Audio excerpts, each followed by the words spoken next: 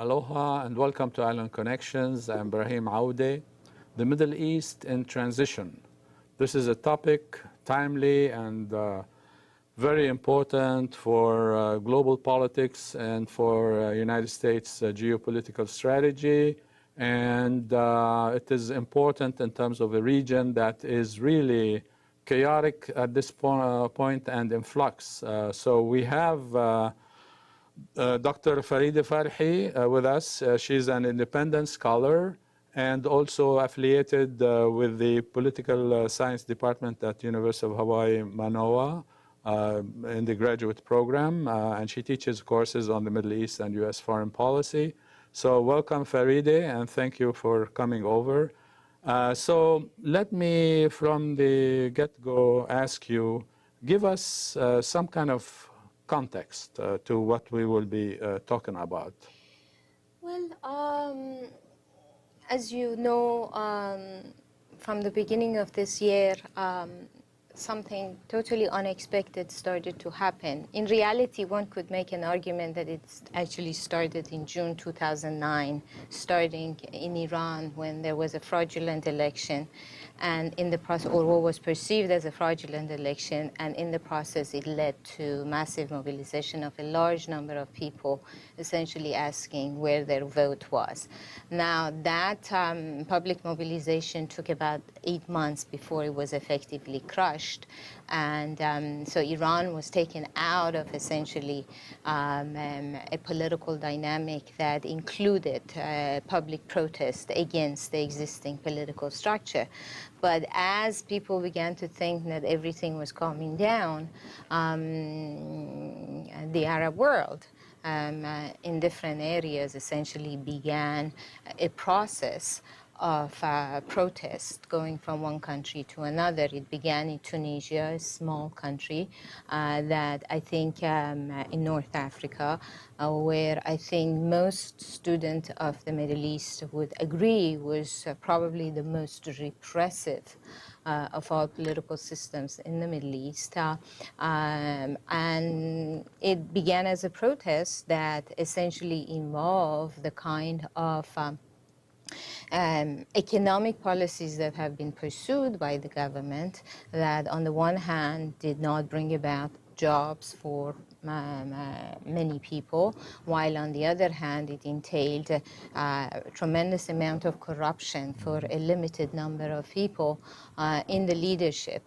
The way the government responded to those grievances itself became a reason for the continuation of the protests. The government reacted harshly, and people did not back down. And it eventually led to a change of government, or at least the leaving of the government in Tunisia. At that moment, people did not think that it would have an impact in other places, but it actually did. So you ended up having protests for essentially similar reasons in Egypt, in Yemen, in Bahrain, you know, countries that have actually different political structures, you know, one, you know, as effectively military dictatorships, while, you know, a country like Bahrain, you have you know, a monarchic system, and so on. So, but the grievances were essentially similar in the sense that people felt disenfranchised politically, at least for the more urbanized middle classes, and then other parts of the population felt disenfranchised economically because of the kind of economic policies that had been pursued. Yeah, good. I just want to show a map of Middle East and North Africa so that we can have some kind of reference point, I mean visual reference point here. So right there. Okay, so here we're talking about like North Africa from Mauritania all the way up to the Sahara in the blue, and then Morocco, Algeria, Tunisia is right there, a population of about 10 million people. And it started, the uprising started somewhere in the south of the country. And then Libya, of course, this is vast area, not as big as Algeria, but it's right there. And then on to Egypt, Sudan, and then you have here Djibouti and Somalia, and then all this eastern part, which is the Middle East. That includes the Arab world, like Syria, Iraq, Saudi Arabia, Oman, Yemen, Jordan, Lebanon. And then you have like Israel in geographic Palestine, Turkey and Iran are the non-Arab countries, although in Israel, the state of Israel, there is like 20% of the population is Palestinian as well. So just to give us some kind of context. So when we talk about things that happened in July 2009 in Tehran and the rest of Iran, you know, we're talking right there. Exactly, right there. And, you know, what was fascinating about this whole process was that as events began to be picked up, you have all these analysis because people had become so used to stability in the Middle East that, for example, the same kind of things that could not happen in Tunisia would not happen in Egypt for this reason and this reason, people would say. And then, well, it did happen in Egypt. And as soon as that happened, people would say, well, a similar dynamic will not be happening in Syria because Syria is a different place, or it would not be happening in Libya. But in reality, it did happen in many of the important countries in the Middle East, and but there are also countries in the region that have effectively not been touched by this kind of a popular protest and very important change process. Either protests have been limited, or if they began to enlarge, they were faced with severe repression, for example, in Algeria. But you know, the reality is that this process is not finished yet. I think this week we saw protests in Morocco. There were protests in the back in Jordan. You know, the situation in Bahrain has not been resolved. There's tremendous amount of violence this week in Yemen. It's not exactly clear how it's going to end up. Obviously, the dynamic in Syria is very fluid. In Libya, where the argument has been made, and effectively, at least in Tripoli and major towns, the transitional government is or has taken power and has been recognized as the official government of Libya. Still, there are fighting going on in different parts. And in fact, I just read that Mr. Gaddafi has just spoken and at least said that he's alive. It's not clear whether or not the audio is an authentic one or not, but there is still a possibility that this will remain a protracted struggle in terms of bringing about complete peace and stability in the country. But I mean, that's a very good context for our viewers. But I'm still wondering, I mean, why did it all happen? That's I mean, like one can never tell. You know, I mean, social scientists are very hesitant to actually explain the exact timing of anything. You know, any particular social movement, or in the case of revolutions or social transformation, why does it happen at this particular moment is always very difficult. We can actually do it afterwards, after it happens.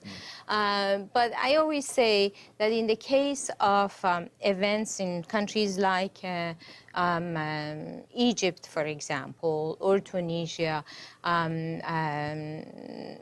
most of us who studied in the Middle East always said that this kind of dynamic is not sustainable. Okay. Now, what were those kind of dynamics? Those kind of dynamics were governments that were highly repressive, highly unrepresentative,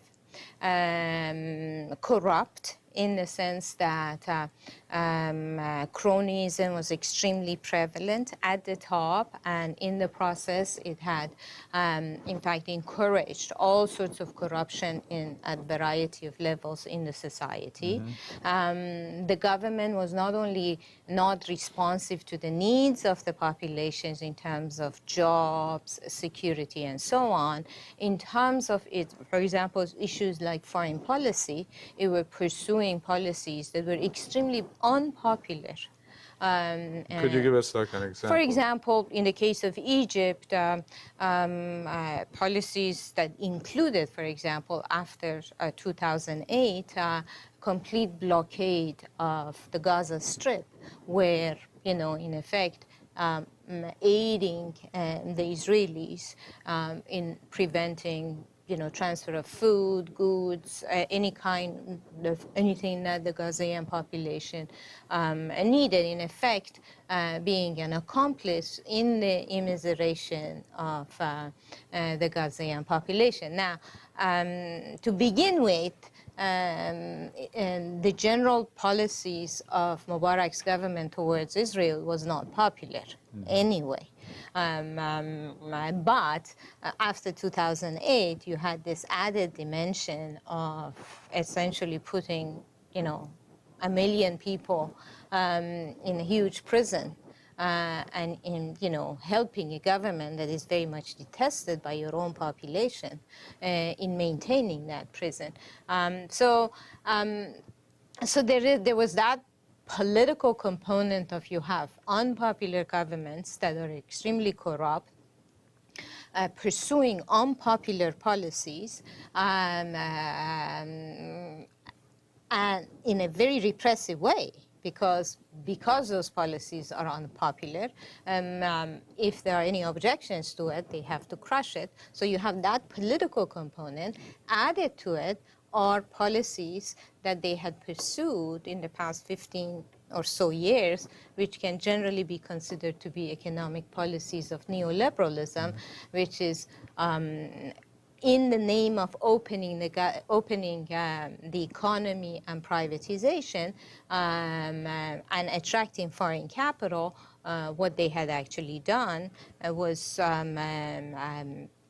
increase economic inequality in the society. Some people benefited, no doubt, but a large part of the population did not benefit, essentially because privatization also entailed an attack on the government and the government services that was being offered, essentially an attack on the welfare state that many of these Arab countries or Arab states had become. So the poor were losing in two ways. They were no longer enjoying the kind of social services that the state used to give in the past, because the ideology of neoliberalism essentially is an attack on extended government services. And also they were losing because of the inability of what was replacing it to create jobs in ways that people could survive. So you have very high unemployment rate, despite the fact that a larger chunk of the population had become more educated. It was unable to find jobs.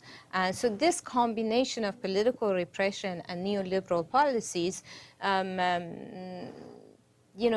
for those of us who were looking at the Middle East for a long period of time, our question was, how could this be sustained? That was the puzzle.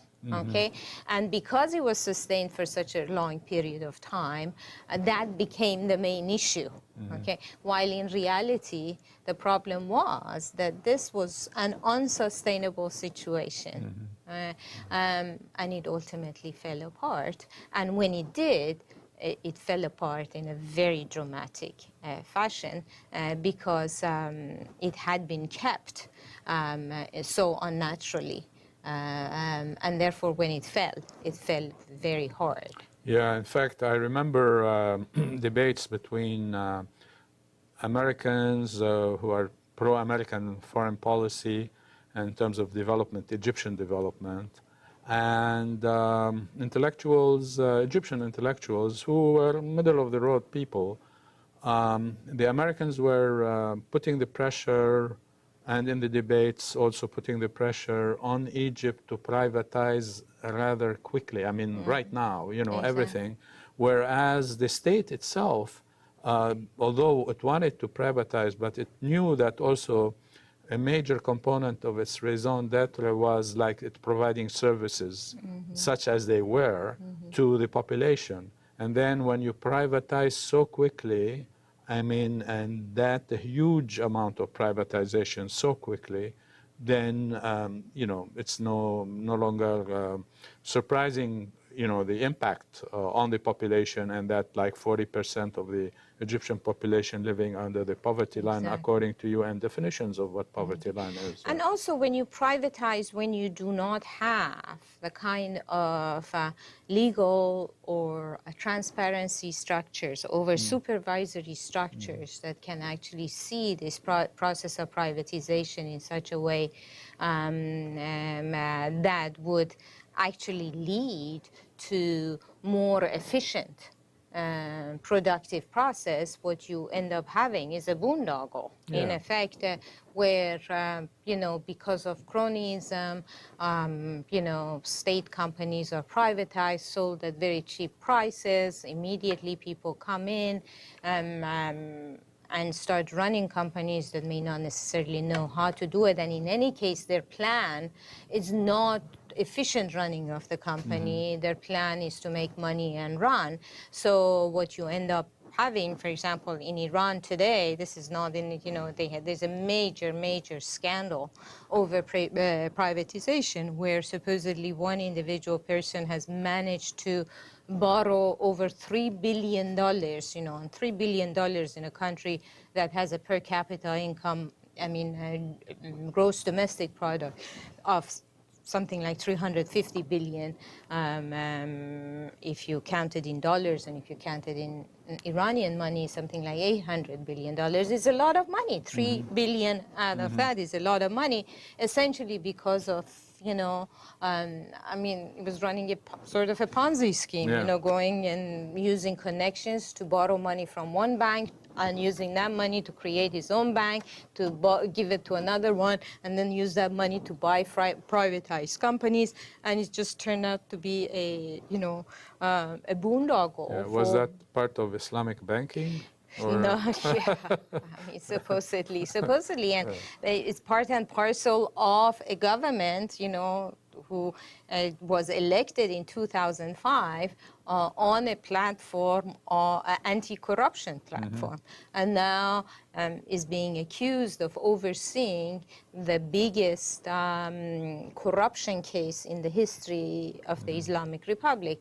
But, you know, Islamic Republic is not the only one. Similar dynamics were happening elsewhere. You know, in the case of Tunisia, privatization essentially became a tool for Ben Ali's family, extended family, to collect everything, you know, either through use of influence or bullying, you know, threatening people to be involved. And in that process, you know, part of the anger that ultimately brought not only workers as well as the middle class, but eventually even the affluent Tunisians into opposition against the Ben Ali's family, was because its cronyism was so exclusive. Yeah, they didn't want to share it with anyone. Share it to anyone. So different countries have gone through different processes, but similar dynamics have been at play.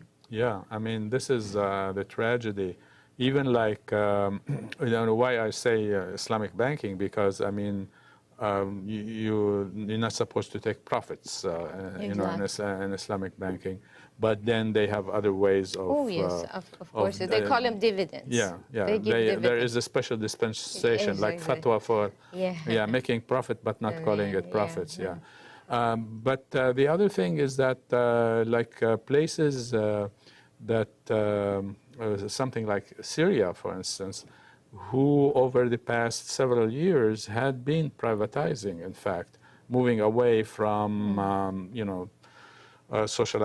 nationalization and so forth into privatization, that was one element in a mix of others that created this uprising. So you can see like this neoliberal policies are not like conducive to regime maintenance, especially if they are authoritarian. In fact, no, not only, I think Syrian problem was also connected to not only privatization, but also withdrawal of subsidies to the population. Right, that's part of that. Yeah, exactly. Right. And they tried and immediately had to sort of back down. Yeah. And that has happened, in the case of Egypt too. In the 1990s, attempts were made to reduce subsidies, and population has reacted to that kind of dynamic. And that's what I was trying to suggest to you, that this process of privatization, this other component of it, this other wing of it, which in many ways is similar to what is happening in the United States and Europe, Absolutely. is, the drawdown and the forced withdrawal of the welfare state. And, the question then becomes, you have governments that are not responsive politically, okay? And they are abusive in terms of allowing any kind of dissent. Their only claim to legitimacy, some sort of legitimacy, is, or at least used to be, their ability to offer services, in the case of Syria, for example, free healthcare, free university. Now, if you start withdrawing that too, then, what does this contract entail? Very little. Yeah. And therefore, it becomes a contested arena. What is not clear, however, and that's why it's so important to understand what is happening in these countries, both in political terms as well as economic terms, as well as international context of it, is that what is not clear is, okay, let us say that you have, because of popular protests, a degree of political change. I mean, Mubarak is gone, Ben Ali is gone, hopefully Mr. Gaddafi is gone, Mr. Saleh hopefully will not come back to Yemen. What is not clear is how this other component, which is the economic component, will be addressed by the new government. Because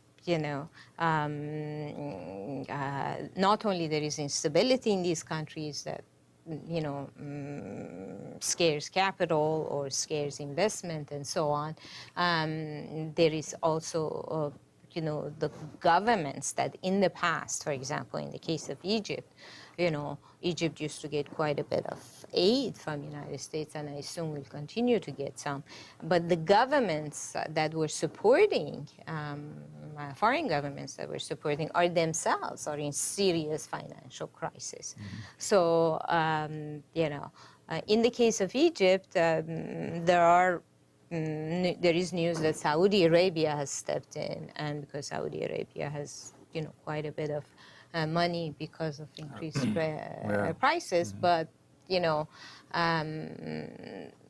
Saudi Arabia wants influence through spending money, and it's not at all clear that the political environment that has been created in Egypt and the pluralism that has been unleashed, political pluralism, will be conducive to that kind of influence that Saudi Arabia would like to wield in Egypt. Right, right. Because, Egypt is a critical country. The geography, if you just look at the geography, is right there between East and West Arab world. So if you have a certain regime like, Muslim Brothers come to power, or if they don't come to power outright, the Muslim Brothers say they're not interested in that, but they want to be part of the political process. But if they have like 25-30% in elections, and that's what people are talking about over there. Everybody I talk with, they say the same thing. Then that they would wield a lot of influence within the political process, and therefore they start legislating all kinds of things. And the interesting thing about it is that the United States has been in dialogue with the Muslim Brothers. So it is rather interesting that the United States that's fighting like terrorism and all that kind of stuff deals with the Muslim fundamentalism, but they don't call them like Muslim fundamentalists. They call them like the moderate Islam a la Turkey. But I don't see any moderation in Muslim Brothers. I mean, if one knows what is really going on. Muslim Brotherhood has gone through a process of change in terms of their approach to the government. I mean, they no longer say Quran is the constitution. I mean, they believe in deliberation. They want to be part of the political process. Within the context of Egyptian politics, in terms of Egyptian foreign policy, they have actually, for example, in the demonstrations that occurred last week, which it ended in the attack on the Israeli embassy, Muslim Brotherhood did not participate. Yeah, and that's an interesting one. Exactly. Why didn't they participate? Well, but I'm saying, I mean, in Egypt, and this explains in some ways why United States may be in dialogue with Muslim Brotherhood, is that there is a real possibility that the political arrangement that will ultimately, or the political coalition that will ultimately take charge will be a combination of old regime military-based institutions and Muslim Brotherhood, so that, the old parties that supported Mubarak and Muslim Brotherhood might actually, reach a compromise, because those are effectively people that are interested in dividing up power, okay, and have the capability to divide up the power because of their organizational structure. But that coalition will not be responsive, okay, to the kind of needs that workers have in Egypt, students have, more progressive elements have in Egypt.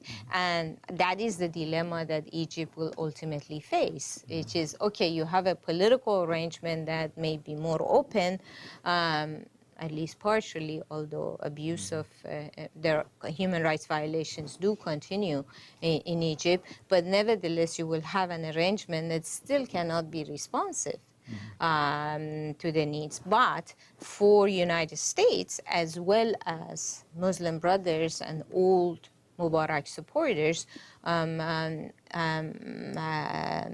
their immediate objective is to stabilize the political situation and not allow it to radicalize further, okay?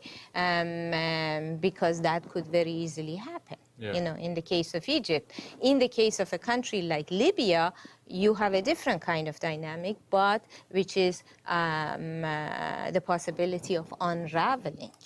Complete unraveling in a similar fashion that happened, for example, in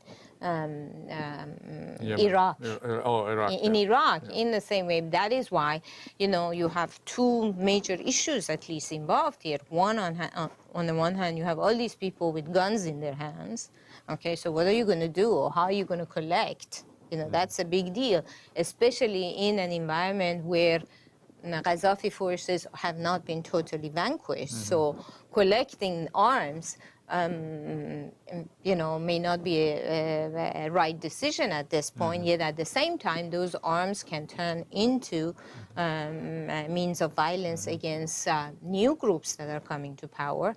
The second problem that you have is what to do with all these people who switched side at the last minute, but they ultimately did. In the case of Iraq, Americans have now reached the conclusion that the biggest mistake that they did was to disband the Ba'ath Party and the army. So you don't want to do that in the case of Libya, but this is a very difficult situation to manage because, you know, because of the violence that has occurred, there are a lot of angry people. So there is a sense that there's some sort of a justice has to be implemented. So how do you balance this yearning for justice and against this need to bring about stability? Yeah, like in Egypt, let me go back to Egypt a little bit in terms of the Muslim Brothers. The Egyptian constitution so far, you know, under like Sadat and Mubarak, says that Islam is one of the elements for the, you know, as a basis for legislation. Exactly. The Muslim Brothers, even now, what they want to say is that Islam is the only thing for legislation, you know, the only element for legislation. In fact, the Supreme Military Council, while I was in Egypt, like in July and early August, they maneuvered around that so that they kept that piece of the Constitution, that you know, element of the Constitution in place, that point, so that they want to have the Muslim Brothers become so powerful that they might, like, you know, not deal as much as they have been dealing with the Supreme Military Council. That's an important thing. Another point as regards the Muslim Brothers, in fact, the only power that is, you know, really organized is the Muslim Brothers with a coalition of Islamists. Now, who are those Islamists? Very interesting. Some of them were terrorists, and they are still terrorists. They're Salafis, meaning like those people harking back to, you know, the 7th century and so forth. And the Muslim Brothers were with them on July 28th, Friday, July 28th.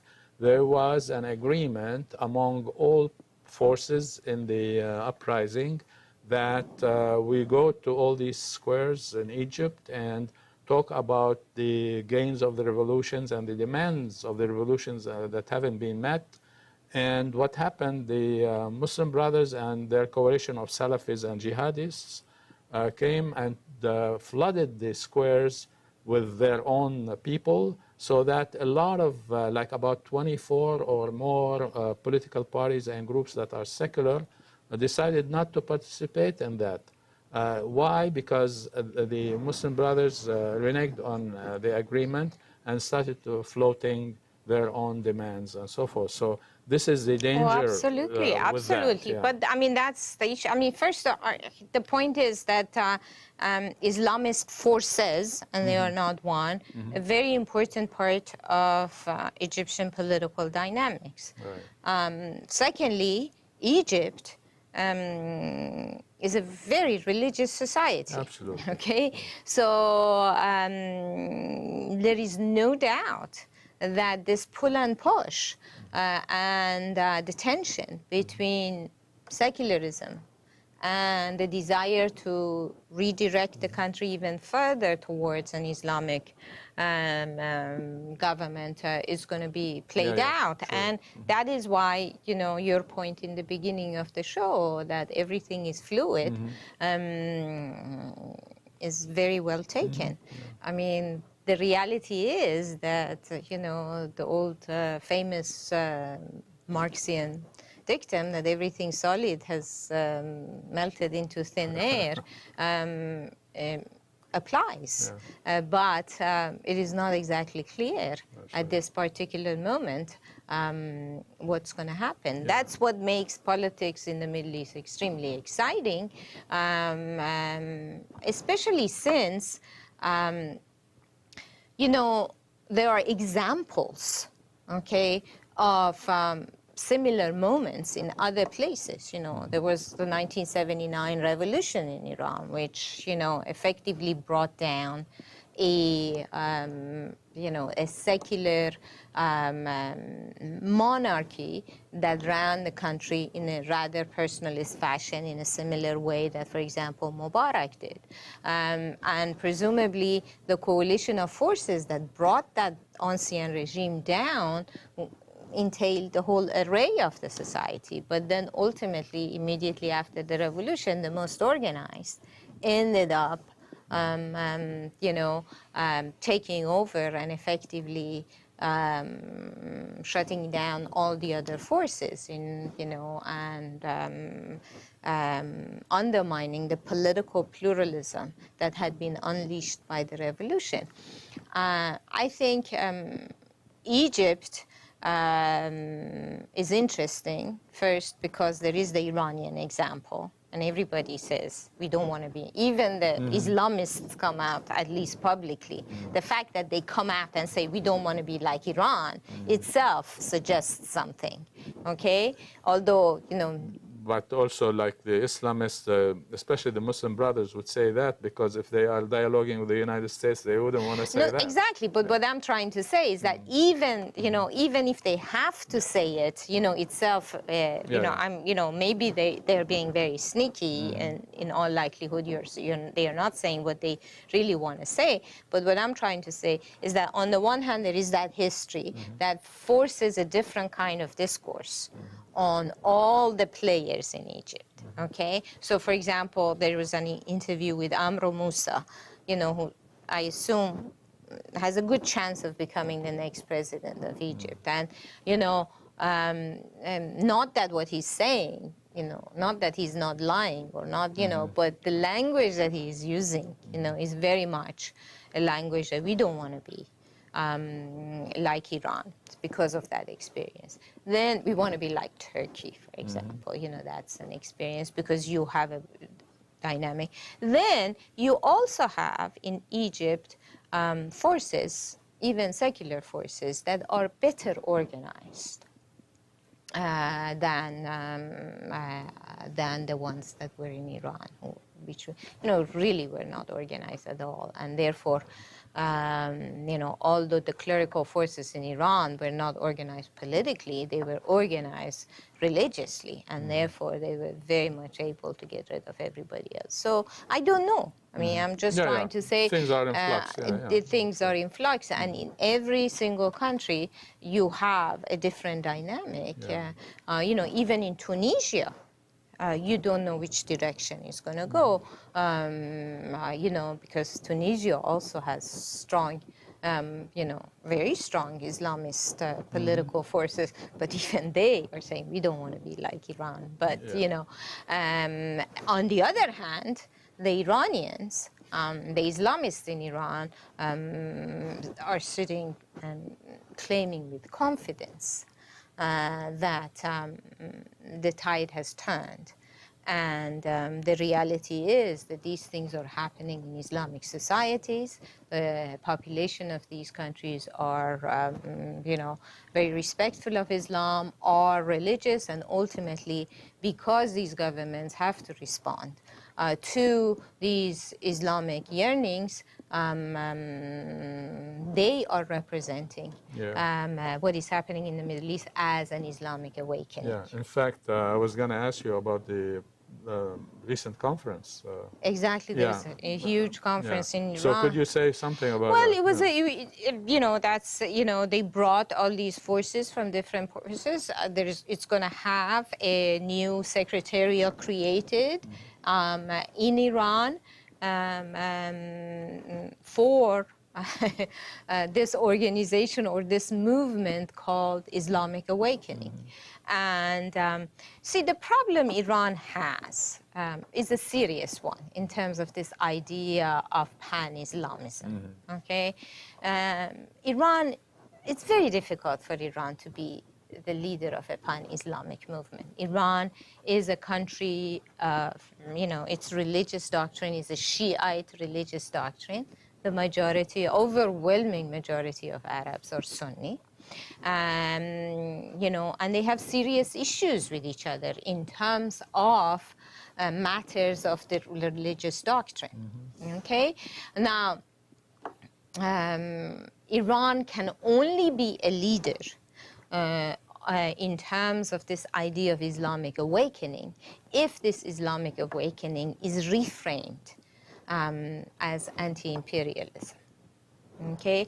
And this is why the kind of maneuvering that is going on in the Middle East, both by outside powers, okay, like United States, which which obviously is very concerned, having lost these important clients in the Middle East, like Mubarak and Ben Ali, how to manage this situation, but also, you know,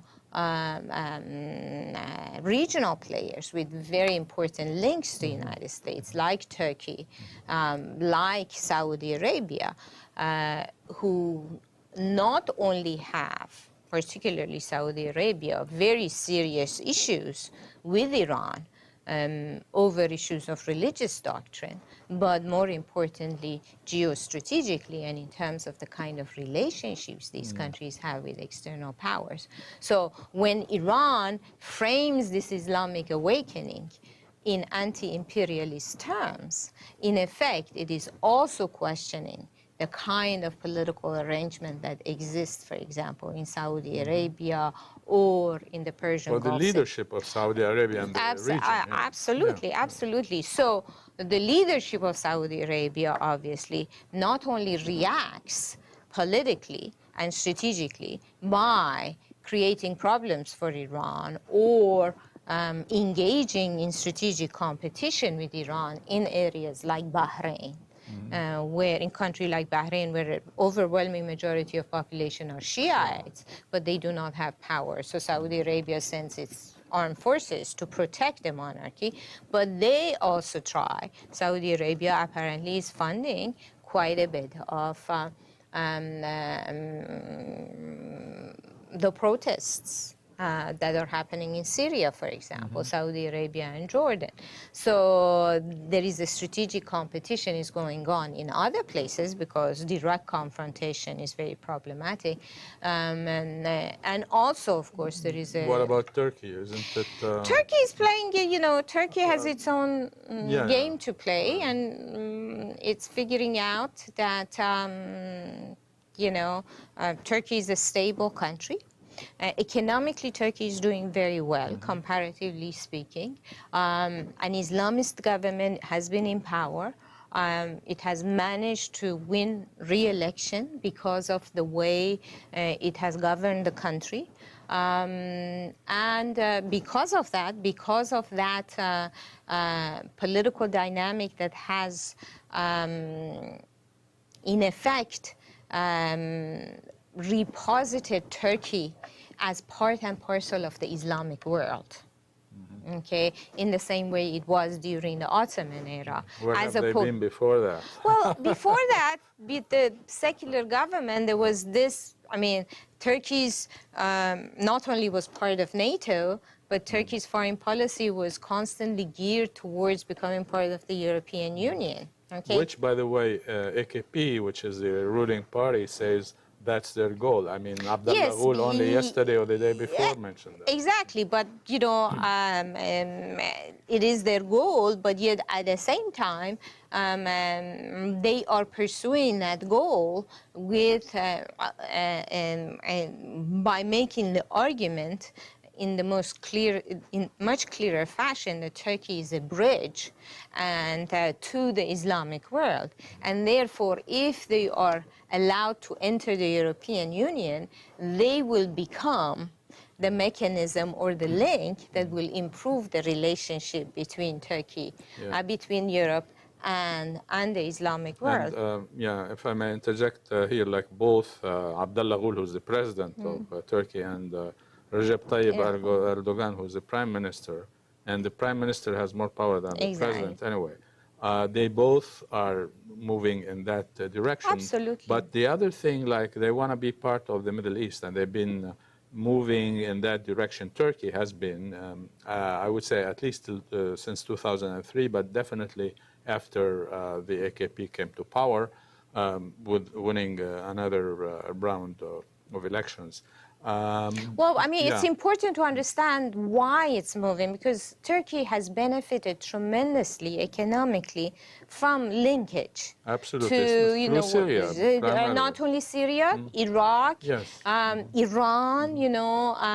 So it is true that, for example, Turkey is very much dependent on import of gas from Iran, but Turkey has also engaged in a very, very thriving export business with Iran. It has all these companies that are investing throughout the Middle East. So Turkey's becoming closer to the Middle East has an economic component to it that is very significant.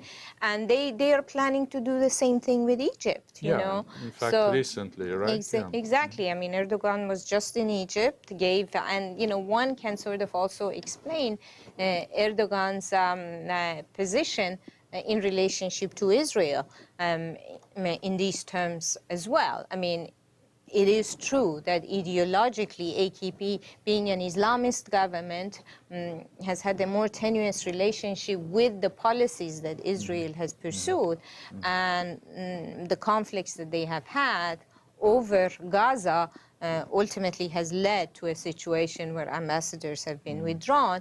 But you know, it's also important to understand that Turkey Turkey has developed an independent foreign policy, which it didn't have before.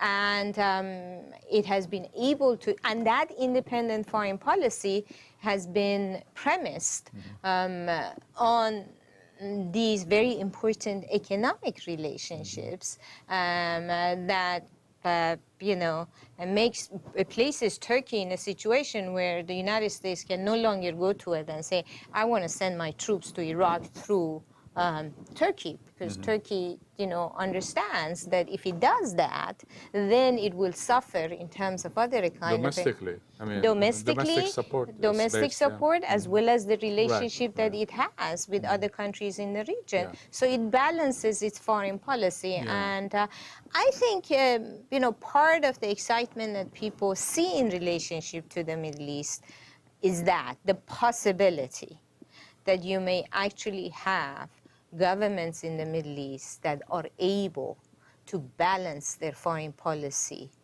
in relationship to a variety of interests, rather than just simply doing things because of one strong relationship to outside powers. But so long as there's a Saudi Arabia that's like fully in support of the United States and U.S. support of it, so long as the situation in Libya is the way it is, and NATO is, you know, there in full force, even on the ground, I would argue politically. I mean, you know, the British and the French were there. Sarkozy and Cameron were there. You know, when was it? Last week. Yeah, and they were greeted very positively. Yeah, I mean, that is the other thing. That's like kind of troubling because of who are the people fighting on the ground. A lot of them are actually Islamists. The most organized and the better armed and trained people fighting with the quote-unquote rebels are really Islamists. Some of them were in Guantanamo or were tortured by Gaddafi, given to Gaddafi by the United States and MI6, the British. I mean, the military leader of Tripoli now is an Islamist, was caught in Malaysia or Thailand, wherever, and was given to Gaddafi to torture him, you know. So, I mean, that becomes troubling and gives you pause as to what is going on in Libya. I mean, so that's or but similar dynamic you could make in a different form developed in Egypt too. Absolutely, you know, you have the Tahrir Square where everybody calls it a Twitter revolution, and you know, a revolution that was generated by young people, you know, in the streets, and but you know, you end up having a situation where the Israeli embassy is stormed, and so that's the reality of when you have the existing structures falling apart. You don't know which direction it's going to go. I have a few photos I took of Tahrir Square when I was there in July and August. So just like these photos are there were like different kind of political forces coming to Tahrir Square after the main events. And those political forces, which were actually the homeless that were not really in full force during the uprising itself, and also the families of the martyrs, because the families of the martyrs say the government didn't do anything for us, they just dismissed the martyrs, and the homeless says, hey, we want something, you know, for us, so give us that, because, you know, in Egypt, people live in cemeteries, you know. Anyway, so I just want to show a few photos, and then later on I'll show a few others directly. So here we go. If we can show the photos, yes. So that's the best I can do, but this is Tahrir Square. Then this one says something like, the honest newspaper people, this is their headquarters in Tahrir Square. And more of that. Here's that the artists of the revolution, you know, they are holding there in support of the homeless and the martyrs, and in support of the demands of the uprising that haven't been met. Many of those have not been met. Here they talk about the Tahrir Square front of revolutionaries of liberation revolutionaries. That's the front, and these are the people who are in that part of Tahrir. And then the demands of the revolution, you can see that, but it's in Arabic, but at least they have like 6-7 demands. And then more of that picture. So I just thought it was a nice thing to show. These are the ones, the picture of those, you find that, you mentioned, Farideh, that there has been repression going on in Egypt, which is true, because there are thousands of detainees still there. And some of those detainees are like members of the armed forces, security, and so forth, who sided with the people, and they are there, you know. So the military regime actually is not as good as it sounds, you know. And here there's like kind of a rally in Tahrir Square as well. So that's more of that. Anyway, that's another thing. That's the citadel of Salah ad-Din. That's another one. So we can just stop here. And just what I wanted to say, that actually what's happening, even in terms of you know, what you mentioned regarding the storming of the Israeli embassy, etc. It's a very important development, which shows that the people, even though they are not as organized as, say, the Islamists, etc., those secular forces are trying to organize and get the coalition going, etc. And they are opposing certain policies that are on the books in Egypt, yeah? So that, I think, is an important thing to say. And it also reflective of the fact that what is happening in these individual countries are not only limited to those countries. They have regional implications, and the kind of lack of solidity that you referred originally in the beginning, it's actually a regional fluidity. So, for example, last week, for the first time since the peace agreement between Egypt and Israel in 1970s, there was not a single, Israel did not have representation in a single Middle Eastern country. You know, they were kicked out from, they left Egypt, they were kicked out of Turkey, and left Amman because in Jordan because they were scared of demonstrations. So that's true. Let me, if I may, I just want to show a few more photos of revolutionaries who were in the uprising from day one. So I want to show a few. So, okay, the people in the middle, the woman with the hijab and this guy were there from day one. He got injured once. The one to the right? Or to the middle? Yeah, the one in the middle with this thing hanging, the ID hanging from him. That's the ID to allow him to go into Tahrir Okay. Square, you know. They had to issue ID. Yeah, the people, yeah, they check your ID. did. I mean, when I went there a couple of times, they checked my ID. But it's interesting, and I fully support that because they don't want like police or Yeah. whatever to go and make trouble. And the people on the sides are like long time, quote unquote, revolutionaries who've been in Tahrir Square, Many you know, of from the beginning and practically daily. So it's an interesting thing. I just met them, talked with them. I mean, it's very empowering and inspiring actually to talk with them. Then that's another one. That's another picture of them. This one is very good. August 1st, the time when the military police raided Tahrir Square and got rid of the remnants of the people staying there, because majority of the people after 3 weeks of the people in Tahrir Square decided, because Ramadan, which is the fasting month for the Muslims, in started on August 1st.